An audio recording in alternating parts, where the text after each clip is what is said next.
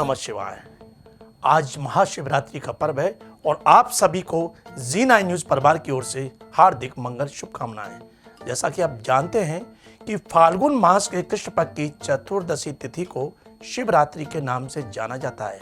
और शिवरात्रि क्या है? ये शिवरात्रि भगवान आशुतोष, भगवान शंकर और माँ पार्वती के शुभ विवाह का दिन है। और इस दिन को बड़े ही आनंद और उल्लास के साथ जो भगवान शिव के भक्त हैं वो मनाते हैं।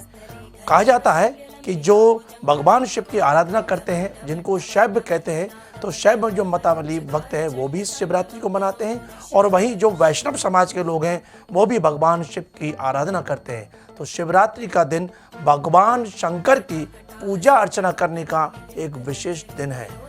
वैसे तो 4 महारात्रियाँ होती हैं जिनमें जागरण करते हैं, विशेष पूजा अर्चना आराधना करते हैं, तो उसका कई गुना फल मिलता है। और उन्हीं में से एक है शिवरात्रि। शिवरात्रि के दिन भगवान शंकर की विशेष पूजा अर्चना की जाती है।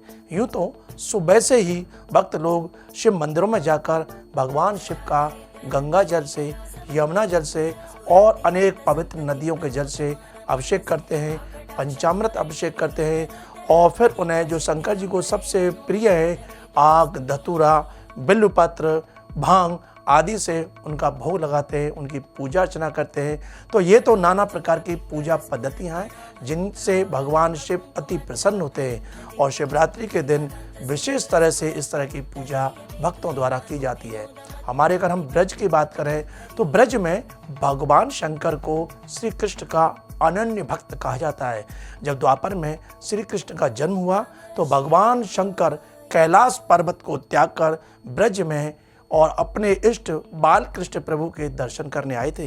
ये लीला नंदगांव में भी हुई और अगले कल्प में यमुना पार महावन के निकट जहाँ आज चिंतामण महादेव विराजमान है, वहाँ भी यह लीला हुई है।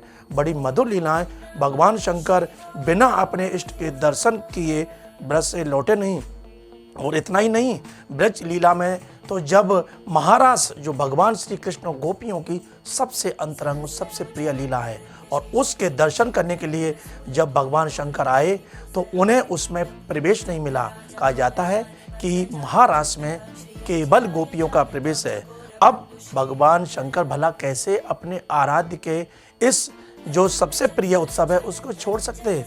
तो उन्होंने वृंदावन में यमुना में स्नान करने के बाद गोपी रूप धारण किया और तभी से उनकी गोपेश्वर रूप में पूजा अर्चना की जाती है। वृंदावन में यमुना किनारे बहुत सुंदर भगवान गोपेश्वर के दर्शन है। उनकी पूजा अर्चना करने से भी अक्षय फल की प्राप्ति होती है।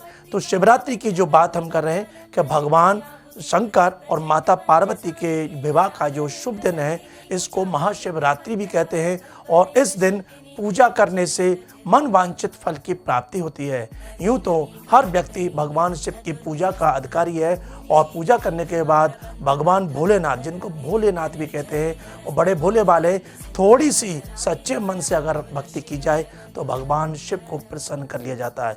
और आपने देखा होगा ग्रंथ पुराणों में जितने भी वर्णन आते हैं, जितने भी राक्षस हुए हैं उन्होंने भगवान शंकर की आराधना की है, क्योंकि बड़ी जल्दी भगवान शंकर प्रसन्न हो जाते हैं।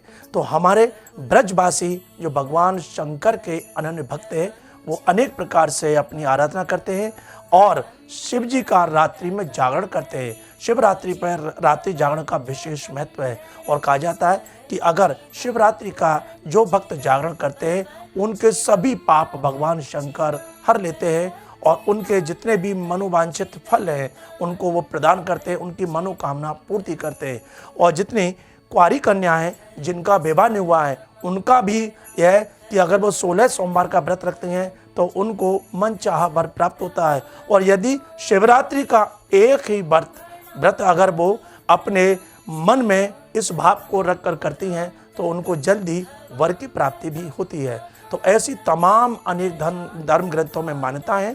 उन सबको मानते हुए भगवान शिव के जो भक्त हैं बड़े ही प्रसन्न भाव से शिव जी की पूजा अर्चना करते हैं और इस दिन व्रत भी रखते हैं। शिव जी के व्रत का विशेष महत्व है।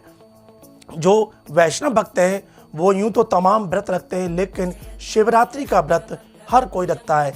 बच्चे हों, बुजुर्ग हों, युवा हों, युवती हों, महिलाओं सभी को इस व्रत को करना चाहिए, क्योंकि हमारी सनातन धर्म की संस्कृति जो है वो अपने इष्ट के प्रति और अधिक लगाव पैदा करने के लिए ये व्रत रखे जाते हैं। व्रत से जो मन है वो एकदम सात्विक भाव से भर जाता है और ऐसे में फिर अपने इष्ट की आराधना करने में बड़ा ही आनंद आता है। तो आइए आज हम सब भगवान शिव के इस विशेष शिवरात्रि महोत्सव को बड़े आनंद के साथ मनाएं।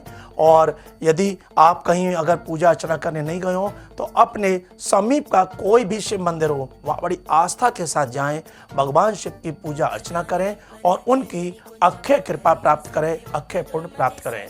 धन्यवाद। ओम नमः शिवाय। हर हर महादेव।